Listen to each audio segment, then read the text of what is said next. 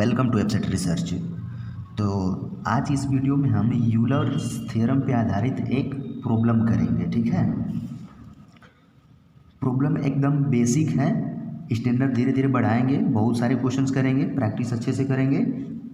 उसमें से एक पहला क्वेश्चन है, हमने देखा यूलर्स थ्योरम पढ़ा हमने, लेकिन यूलर्स थ्योरम का फ़ायदा कहाँ हो रहा है, कैसे मतलब इसका बेनिफिट हो रहा है, कहाँ पे इम्प्लीमेंट कर रहे हैं इसको, वो इस क्वेश्चन के थ्रू हमको क्लियरली दिख जाएगा। ठीक है, तो थियरम को कैसे अप्लाई करना है, केवल थियरी पढ़ने से नहीं होता है। क्वेश्चंस की प्रैक्टिस जब तक नहीं करेंगे तब तक मज़ा नहीं आएगा और कॉन्सेप्ट भी अच्छे से क्लियर नहीं होगा। तो थियरी तो ज़रूरी है और उसके साथ क्वेश्चंस की प्रैक्टिस जो है बहुत ही ज़रूरी है। ठीक है, तो एक फर्स्ट क्वेश्चन है, if u equal to x cube y cube upon x cube plus y cube then show that x into del u over del x plus y into del u over del y equal to 3 times of u। Euler theorem में just हमने यही पढ़ा था। ठीक ना, Euler theorem क्या होता है एक बार रिकॉल करो। ठीक है, प्रीवियस वाला वीडियो जाके देखो, नहीं देखो हो तो चलो इसको कंटिन्यू करते हैं। ठीक है, u equal to x cube y cube upon x cube plus y cube. अब ये एक होमोजीनियस फंक्शन है। हमने पहले वाले वीडियो में बताया था कि कोई फंक्शन होमोजीनियस होता है तो उसे कैसे पहचानते हैं, और होमोजीनियस है तो उसका ऑर्डर भी कैसे निकालते हैं। पहले वीडियो में अच्छे से डिटेल से डिस्कस कर चुके हैं, फिर भी मैं यहाँ एक बार बता दे रहा हूँ। ठीक ना, कोई फंक्शन होमोजीनियस हो तो उसका स्टैंडर्ड फॉर्म क्या होता है, उसे किस फॉर्म में लिखते हैं। जैसे जेड हमारा एक होमोजीनियस फंक्शन है,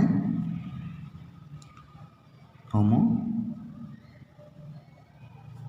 फंक्शन। ठीक है, जेड हमारा होमोजीनियस फंक्शन है, z equal to f of x y. ठीक ना, तो जेड को हम ऐसे लिख सकते हैं, जेड इक्वल टू एक्स के power n into f of y by x.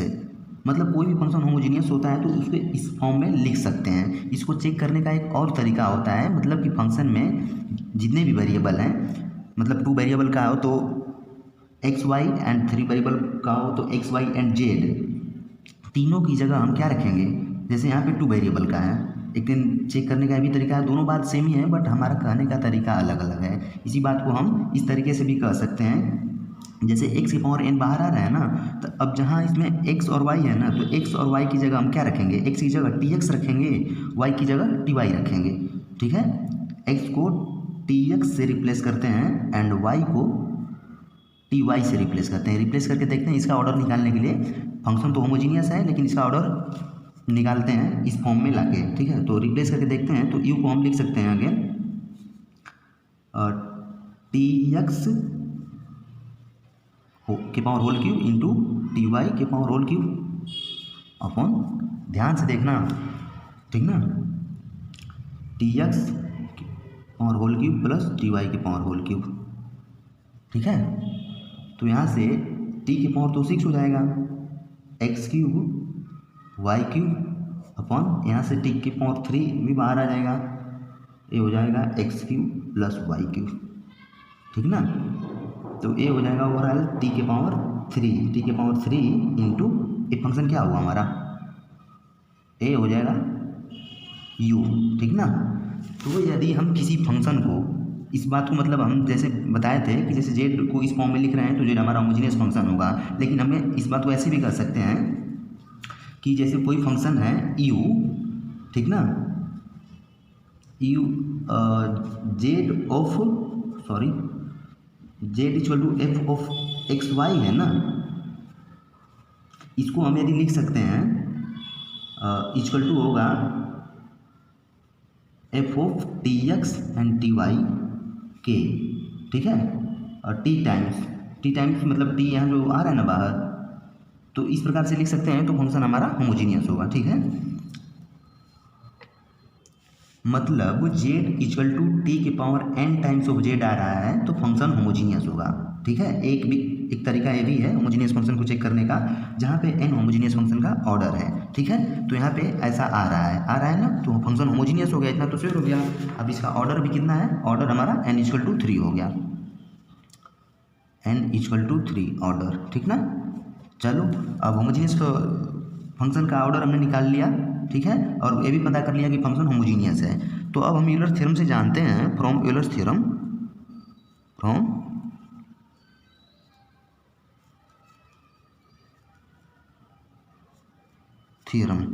ठीक है, x into del u over del x जो होगा plus y into del u over del y जो होगा ना, कितना, n टाइम्स ऑफ u के इक्वल होगा। जहाँ पे n है होमोजीनियस फंक्शन का ऑर्डर है, यहाँ पे ऑर्डर कितना है 3। तो हम इजीली यहाँ पे देखो कितना आसानी से कम समय में हमने कर लिया। नहीं तो क्या करते हैं हम फिर del u over del x निकालते हैं, del u over del y निकालते हैं, देन एक्स से मल्टीप्लाई करते हैं, वाई से मल्टीप्लाई करके ऐड करते हैं, थोड़ा ही लंबा हो जाता है।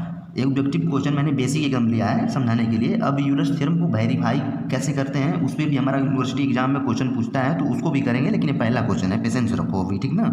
तो यहाँ पे ऑर्डर 3 हो गया, 3 टाइम्स ऑफ यू। हमें यही प्रूफ करने को बोल रहा था, यहाँ ध्यान से देखो, यही प्रूफ करने को बोल रहा था ना, तो ये प्रूफ हो गया हमारा। इसको लिख लेंगे del u over del x plus y into del u over del y equal to 3 times of u।